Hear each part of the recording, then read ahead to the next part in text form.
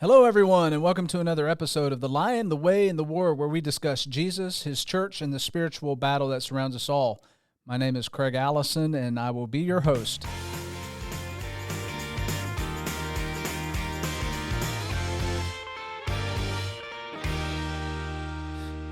All right, joining me on today's episode is Brandon Bonner. Now, he doesn't know I'm gonna do this. This is a blast from the past. You were the fourth episode on our very first season, and I pulled that introduction, that bio, and here's what I had to say. Joining me today is Brandon Bonner, and I'm excited to talk to him because he's still part of the Christian Student Center after spending the last several years as one of our student ambassadors, but will be graduating in a few weeks. He has a job lined up at the TVA, and he's about to get married in a few days. Is that really your intro? That was really my intro. Yeah. And so now here we are 4 years later, and you're homeless. You don't have a job at the TVA, and your wife left you. That's right. I live in your basement. So I don't know why I said that. So you got a job, and you've worked your way up, working with the TVA, Tennessee Valley Authority. For those that don't know what that means, you did get married. I did. You went through with it. I did. She did not run. She didn't. We thought she was going to. And married 3 times. You haven't. Yeah, that's right. 3 times been married. Same person. Same person. Never divorced. Yeah. And let's see. I did all 3 weddings, didn't I? You did. Yeah. You did. One in your living room or driveway. Yep. And for everybody's like listening, going, "Wait, what? How? Why did you do that?" So one was the official ceremony. Yep. And that was you couldn't have a lot of people there because that was the COVID, right? It was during COVID, and Hamilton County wouldn't issue us a marriage license because we didn't live in Hamilton County. That's right. But we had a venue there, so they let us have like a small, 10 or less ceremony. Yep. And that's you had planned for something much larger than that. We did, yeah. So we had to. That was the 3rd wedding. We had, all the people we invited, the catering that we paid for, and everything was on August. Yeah. So. And then we did a really brief ceremony at my house in Georgia. We did. That was the legal to one. make it legal. Yes. Yeah. So that's a strange times.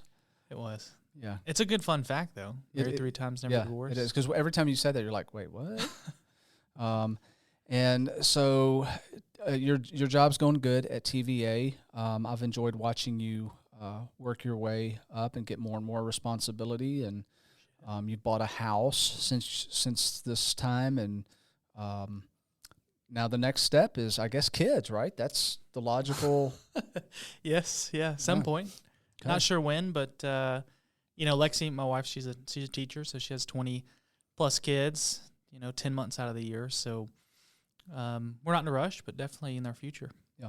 Any real surprises about marriage? I mean, is it everything you thought, or are you really surprised by some things? I don't know if I'm super surprised, but it's a lot of work. That's probably one of the biggest things. You hear that a lot. And of course, we didn't have the best examples of marriage growing up. It wasn't until later in life that we saw some good Christian foundational centered marriages. And so I think it requires a lot of work spiritually, mentally, physically. You have to continue to contribute to that marriage. Yeah. We talked that first episode that I had you on, the 4th episode, the first time I had you on the podcast. We really centered around the Christian Student Center, what it meant in your life, how it had impacted you, and that kind of stuff.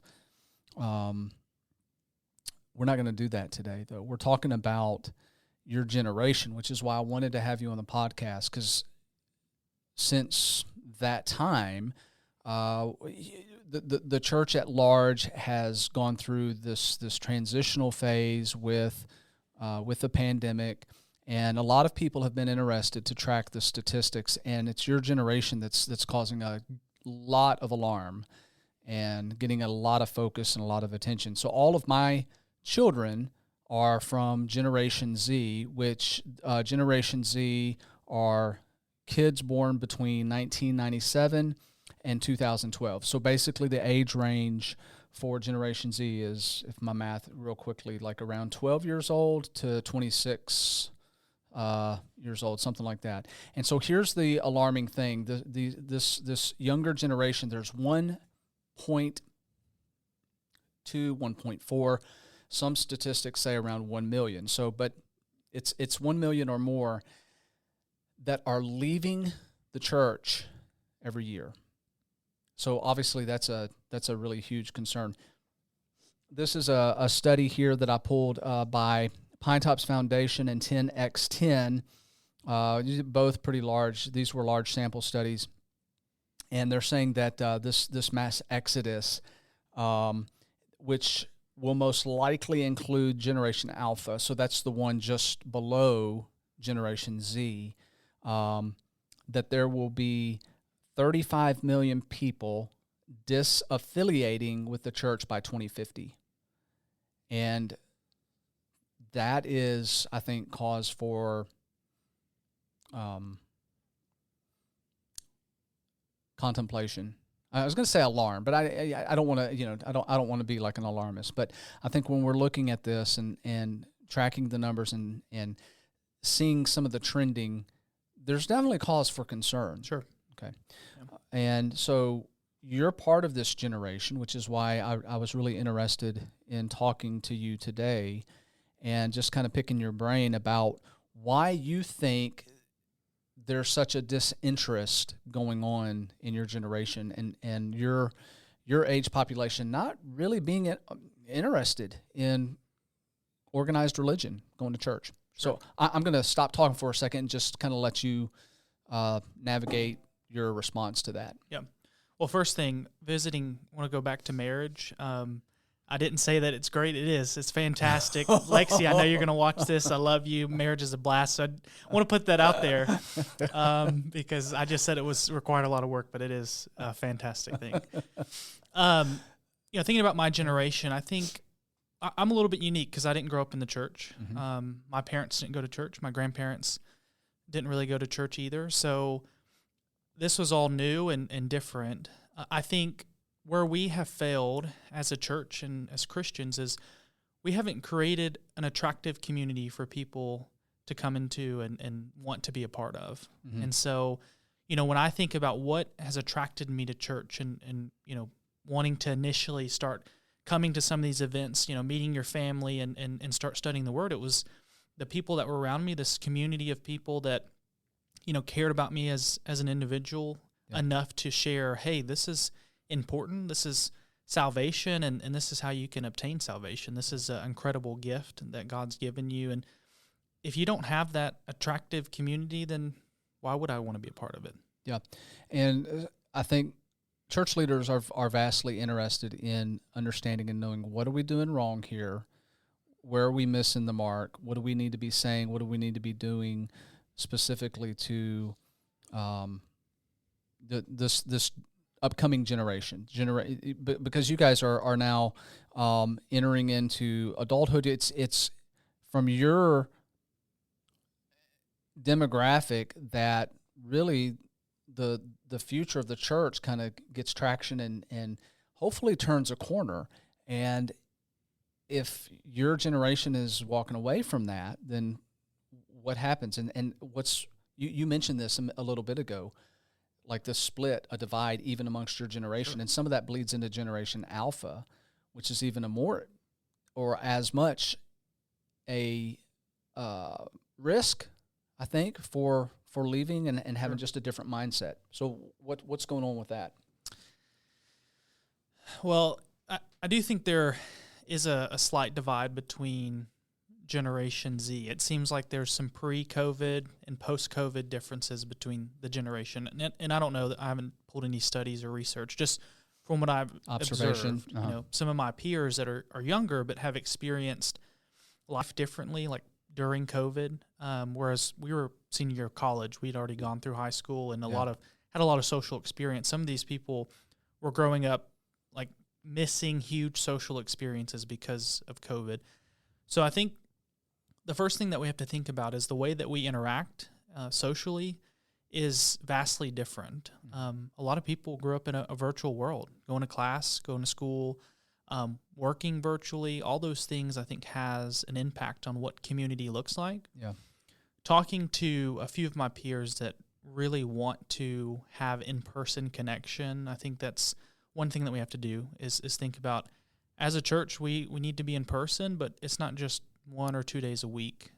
This has to be something that's dynamic, something that, we come together on a regular basis, not just to have a worship service, but to build true in-person relationships, connections, centered around, discovering Jesus and what his church is supposed to look like. Yeah.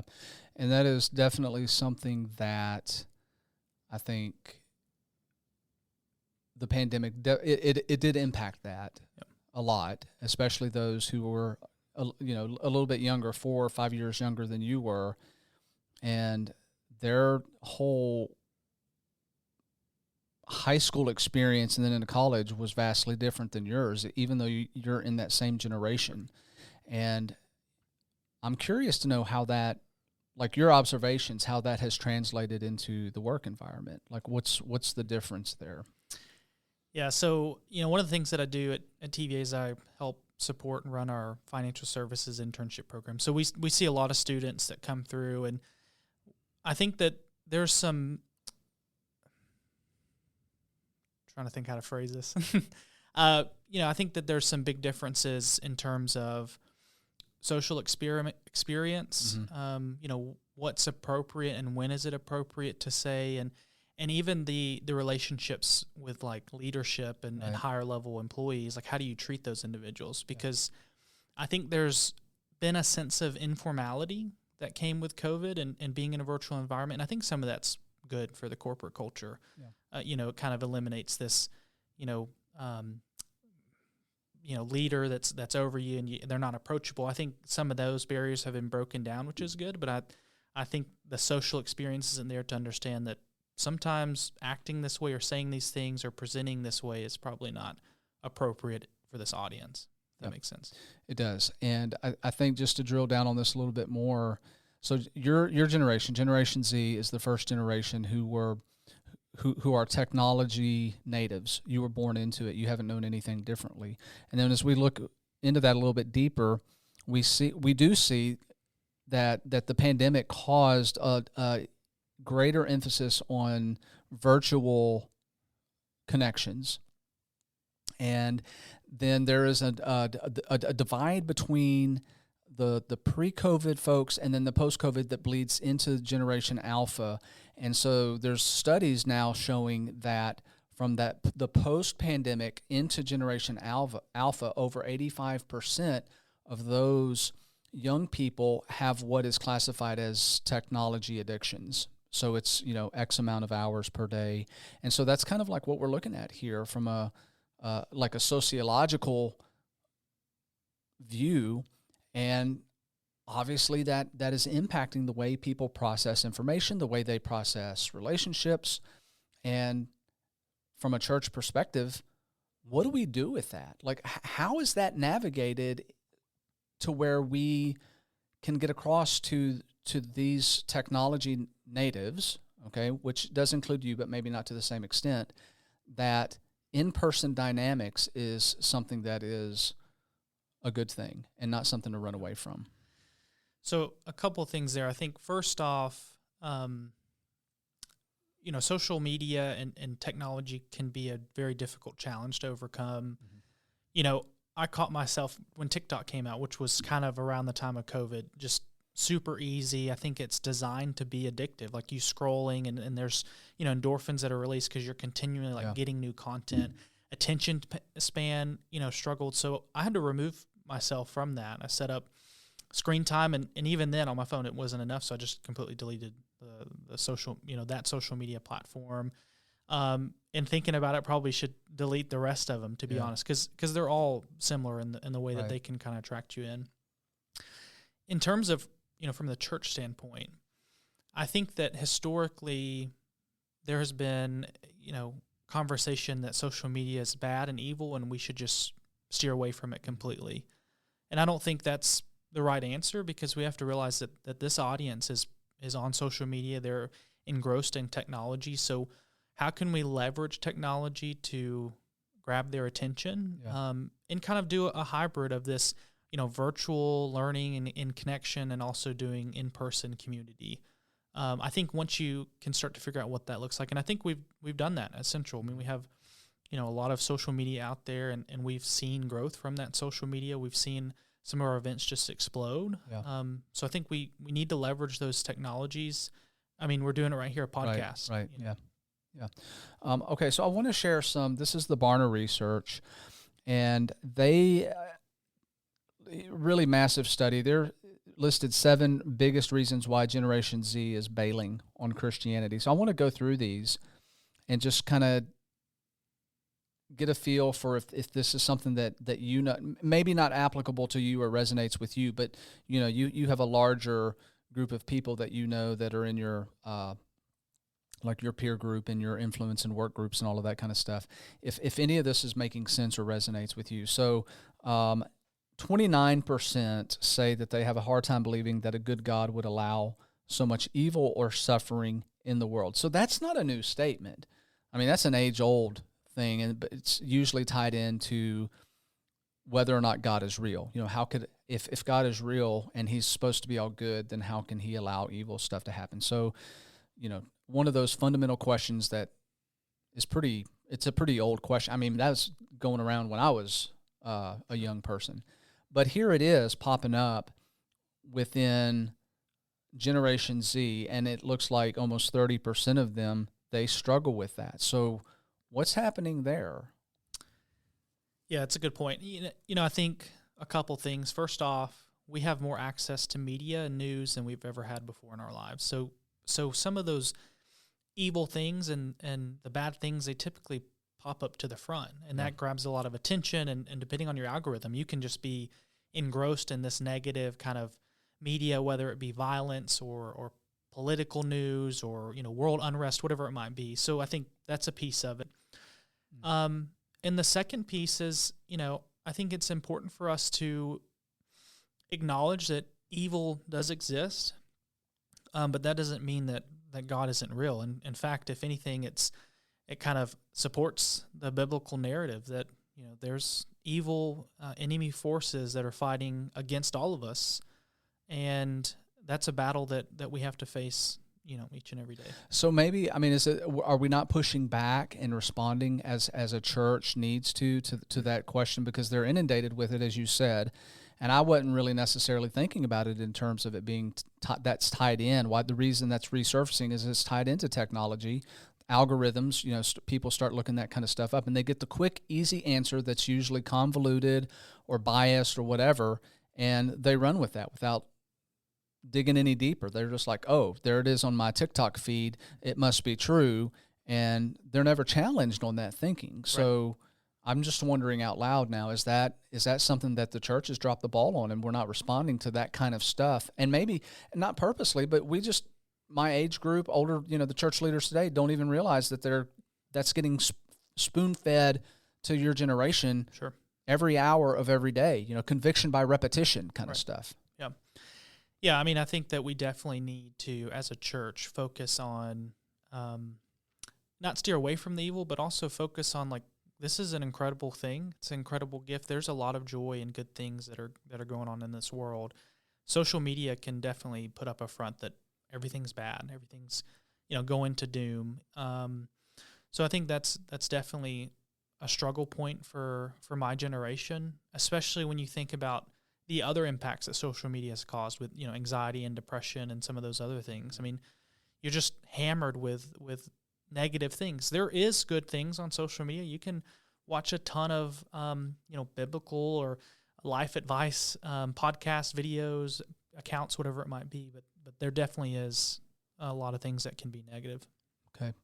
So the second reason, and this was one that did not shock me at all, 23% of Generation Z cite the reason that they're bailing on Christianity is because Christians are hypocrites. Absolutely. Yeah, and that's something I experienced. I was a non-believer before really before I met your son, Harrison, which, he invited me to a musical that we were having at school, and actually we never really sat down and studied together, but there were people that, he introduced me to, and of course, they were discipling to me. But I think it's such a bad thing for us to put up this front that we're perfect and that, that we're not going to make mistakes and we're not going to sin. But it's also important for us to be very genuine. Yeah. And that's some gaps I've seen. I did youth ministry for a little while, and hearing some of the things I heard there, and of course at the Student Center, college ministry, and talking to students, they have seen their parents or other people in their lives that are just these, spiritual statues in their lives. They could do no wrong. And as they gotten older, they start to see that there's some flaws, and then you can just go down this hill of, well, I mean, if my parents are this way, or is this faith real? Is this something that, I should contribute time to and effort into? And so, as Christians, we have failed to be genuine with people. We want to appear perfect, and we know that that's not the case. And there's something really interesting about the Generation Z, to some extent, the millennials, to some extent, to a large extent, the millennials, definitely Generation Z, and I think Generation Alpha is being primed right now to be cynical because of technology. They look at everything with kind of a skeptic's eye, which underscores the need for church leaders, church members, to not do the same thing that they've been doing as far as, presenting this front of, holiness and perfection. And I mean, I've seen that. It's not here at Central, sure, but I know of congregations right now who say if you are, I just so legalistic, right? And they will basically say you're going to hell, and they're preaching this fire brimstone. And I'm not knocking or arguing, teaching doctrine and, not running from the truth of Scripture, right? But to this point where it's just so legalistic to the point, and then the kids look at that and they see them doing things that don't look like Scripture at all.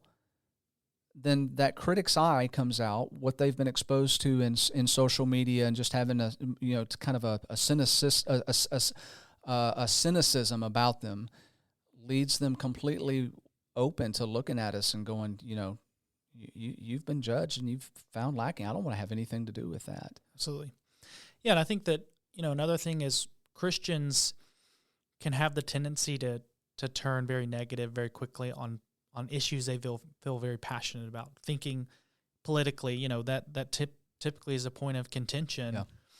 And that can really cause some issues for my generation. You have on one side of the house saying, we're supposed to be loving and approach people with grace and extend grace and mercy and all those things. And then on the other side, you have, someone going on some sort of rant on social media that doesn't show anything except hate. So I think we have to be aware and careful on how we present ourselves on whatever issue it might be, to approach it in a way that is Christ-like. You think about, how did Jesus approach those that were caught in sin in the New Testament? Yeah.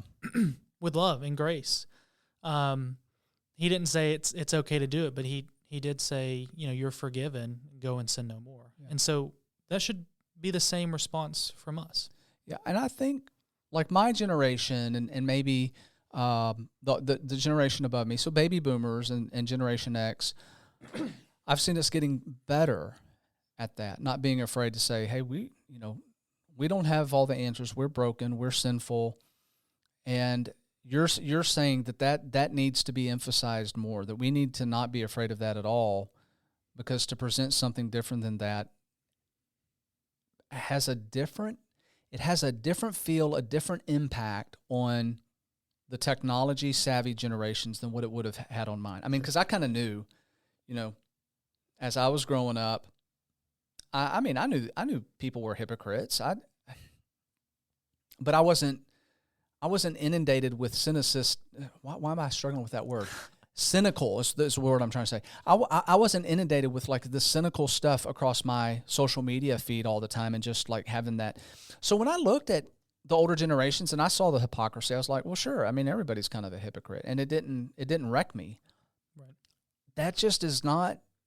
It's not that is not carried over, right? And I mean, I've heard this as a campus minister over and over. The Generation Z, y'all's age group, is really hungry for authentic spirituality, authentic Christianity. Yep. And I think that's one of the biggest differences is we can't steer away from hard questions or hard situations. You know, you did a class a couple years ago on kind of moral dilemmas. Some of these things are really tough to navigate as a Christian and how to handle these certain situations. And so when we're approaching, Generation Z, we have to be aware that this generation is hungry for things that are genuine, authentic, and real. But also, this is a generation that's going to want a deep answer. Yeah. A surface answer is not going to solve it. They're going to want to do some research. They're going to want to study and go deeper. And so as Christians, we have to be prepared, A, to go deep with them, and B, if we don't have the answers, to be genuine enough to say, hey, this is something we need to figure out together. Also recognized in your generation and the millennials coming through that you really were looking for ways to put faith and spirituality to give those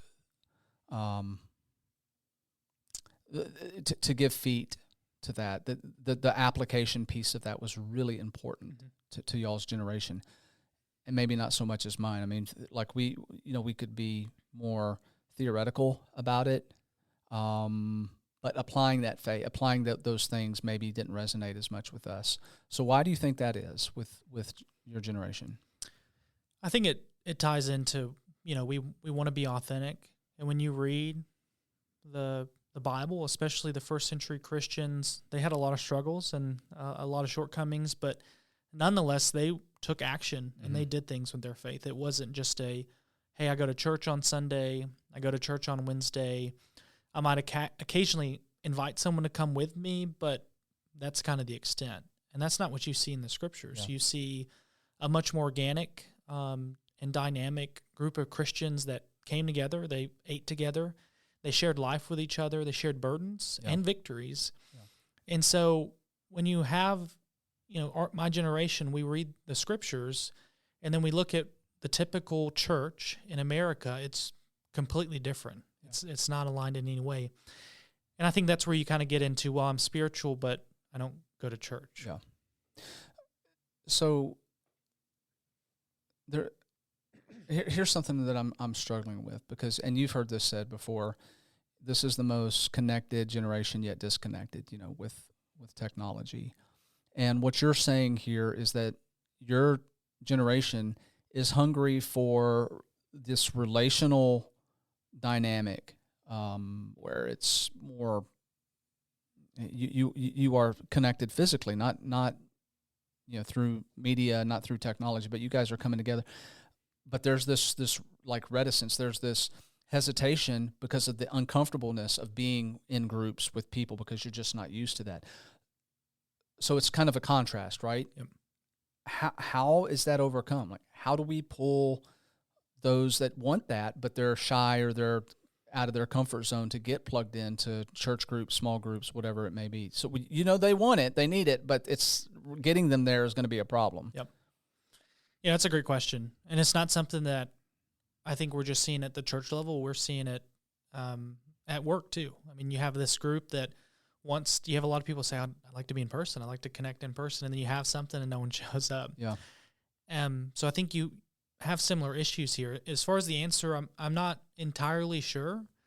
I think that flexibility is important for a lot of people, and I think that you have to start maybe on an individual relationship basis. So, and what I mean by that is, let's say I want you to come to church with me. I'm going to have to build that relationship and that level of trust between you and I. Mm-hmm. And then I can slowly begin maybe introducing you to like a small group or, a group of people that meet and get together. Me inviting you to church and us not having that trust established isn't going to be effective for you to come. You're not going to feel comfortable. You're not going to know anyone there. And then also, you're used to meeting people for the first time, a lot of times social or virtually. You're not, used to that in-person meeting. That's an interesting thing to talk about as I'm processing what you're saying, because for the current church leaders, for my generation above us, that just it doesn't compute. We were like, what? There's 50 people getting together tonight? Yeah, let's go. We were all about, and because we didn't have the technology, we didn't have that separation that has been sort of, pushed into our psyche, our collective psyche today. So we were all about getting together, seeing people, being part of a crowd, and just, enjoying company and all of that kind of stuff. So to look at the younger generations and they're scared to death to do that, we just don't understand it. We don't get it. So I think the link there is for us to understand that it's not Generation Z's fault that they're like that. It is directly related, I think, to what's been set up within technology. It's allowed that to happen, and it's literally changed the way people relate to one another. And obviously that bleeds into the stuff we're talking about here, which makes it difficult. Yep. So, all right. The one of the other reasons here is that there are too many injustices in the history of Christianity. So 15% of Generation Z have a problem with the injustices in the history of Christianity. Is that something that is related to this idea of like social justice, which is such a huge thing that's pushed today? I think that might be a piece of it. I think probably the deeper part of it is, again, being authentic and genuine. And so how many times have we steered away from difficult questions about maybe some of the injustices that have been a result or even in the Bible? You read about God that caused some turmoil in the Old Testament. And so how do you reason and rationale that's conversations and discussions that we should be having, but they're difficult. They're tough for us to have, but we should have them. They're important. Yeah. And so the teachers of today's world or in the church have shied away from those difficult questions to the detriment of the younger generations. Absolutely. And we can't do that. I mean, we can't be scared of tackling those, because what does that leave Generation Z wondering if they don't have the answer to their question? Even if it's an answer that you don't want to give or that's tough to deal with, I think it does play back into that. I can't trust this person. They're not being authentic with me. They're fake. Why do I want to have anything to do with that? So it's all rolled in together there. Yeah, I think so. All right. So another one is, I used to go to church, but it's just not important to me anymore. 12%. And kind of related to that, at number 7, I had a bad experience in church or with a Christian, 6%. So 18. That's almost 20% right there. Those two reasons. They don't feel like church is important, and they've had a bad experience in the past with church or with a Christian. Thoughts about those two issues? Yeah, I think a couple things is, church probably wasn't super important in their home life. And what I mean by that is it's easy for us to attend church and that's it.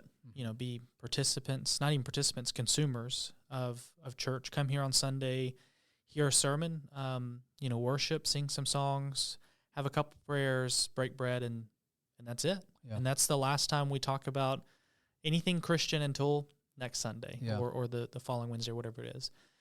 And so I think that it's important for us to be involved, and for my generation as we have kids, because some of the generations starting to have kids, we have to be involved parents, and we have to make sure that as a family unit that we're involved in church past a Sunday or a Wednesday service. It has to look like, it can look like different things. Maybe it's community service, maybe it's getting out there, maybe it's discipling to those around us, maybe it's getting other people in the congregation together just to fellowship and build relationships. We have to have to be connected and make sure that we're not just doing this once or twice a week. It doesn't work. What are effective ways that you see the church being able to respond to that very thing? We're so protective of our time, and understandably so. A lot of us may have families and kids, and those are huge time commitments. A lot of us have jobs, and those are huge time commitments. So our time is very precious to us, and I think that's probably kind of an American societal concept, because when we've been to other countries, mission trips, time is way less valuable to them. Relationships kind of are a priority over that. So we have to somehow figure out, how do we make this cultural shift to help people understand that, yes, your time's important, but also relationships with each other, the kingdom, relationship with God and Christ is more important than your time. And that, I think, has to start at home. I don't think that they're going to pick that up some other place. Right. I think it's mom and dads that have got to be teaching that. And so your generation is a product of my generation. I'm the age of the parents that have produced your age group. And so when I do self-analyzing, that my generation, it's kind of on us that we didn't do that, because we're the latchkey kids. We came home. It was mom and dad were now both having to work to make ends meet, so we were basically on our own. And I think for a large portion of my age demographic, we didn't get that idea of being the parental figure, because we didn't see it. We were kind of left unattended, and I wasn't personally, but I know a lot of my friends growing up, the parent, where were they? And so it was like, hey, my parents aren't here. Everybody come over to my house. And we just, we went kind of wild and crazy, and there was no foundational cornerstone laid to set an example of what it looked like. And so now I don't think it's any surprise that we have a generation who are not getting that teaching at home. They didn't get it. It's just not there. Yeah, and I think about, your situation. You and your wife both worked and raised kids, right? Yes. Pretty much their entire life. Yeah. And so what's one of the biggest differences? Well, you were a campus minister, so maybe your kids were forced to be absolutely involved. Yeah. And so, when I came along, junior year of high school, Harrison and I were always at the student center. Yeah.